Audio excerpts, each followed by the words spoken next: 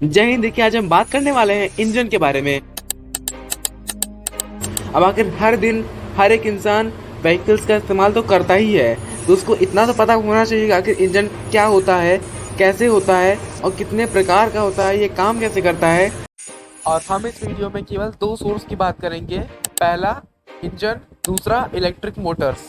तो चलिए आज के इस वीडियो में यही सब जानने की कोशिश करते हैं।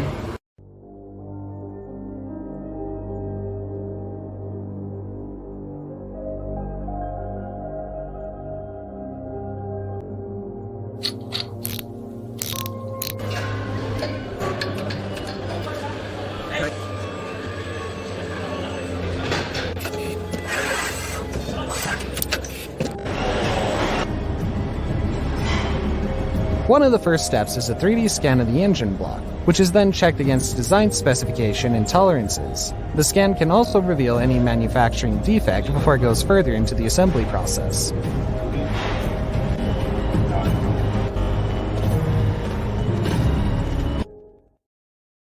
वीडियो में आगे बढ़ने से पहले चलिए थोड़ा सा इंजन के इतिहास के बारे में समझते हैं। तो जो ये वर्ड है इंजन, ये डिराइव किया गया है एक लैटिन वर्ड से, इंजेनियम से, जिसका मतलब होता है व्हीकल का एक पार्ट जो पावर प्रोड्यूस करता है व्हीकल्स को मूव कराने के लिए।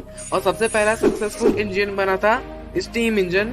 ये इन्वेंट हुआ था साल 1698 में थॉमस सैवरी के द्वारा। अब देखते हैं कि आखिर इंजन कितने टाइप्स के होते हैं। तो बेसिकली इंजन दो टाइप्स के होते हैं। पहला ICE इंटरनल कंबशन इंजन, दूसरा ECE एक्सटर्नल कंबशन इंजन।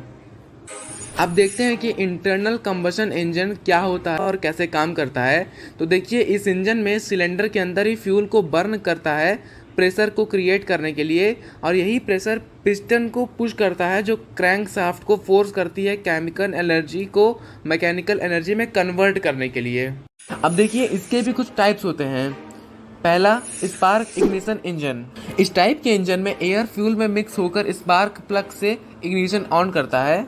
और दूसरा है कंप्रेशन इग्निशन। ये डीजल इंजन होते हैं जहां एयर को हाई प्रेशर में कंप्रेस किया जाता है। और अब इंटरनल कंबशन इंजन के भी कुछ कंपोनेंट्स होते हैं, जैसे cylinder, piston, crankshaft, valve, fuel injector, carburettor, spark plug. और इसके एप्लीकेशंस हैं automobile, motorcycles, aircraft, boats, generators etcetera. अब बात करते हैं एक्सटर्नल कंबशन इंजन की। इसका मतलब होता है जो इंजन के बाहर फ्यूल को बर्न करता है प्रेशर को क्रिएट करने के लिए, और यही प्रेशर पिस्टन को पुश करता है, क्रैंकशाफ्ट को फोर्स करती है और केमिकल एनर्जी को मैकेनिकल एनर्जी में कन्वर्ट कर देती है।